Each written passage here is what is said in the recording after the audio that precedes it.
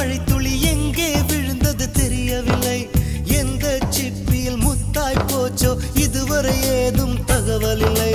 அழகே உன்னை காணாமல் அன்னம் தண்ணீர் தொடமாட்டேன்.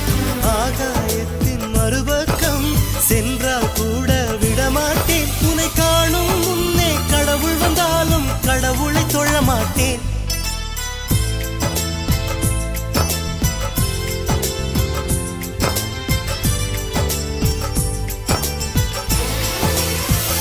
எங்கோ ஓர் சாலை வளைவில் உன் பிம்பம் தொலைந்ததடி.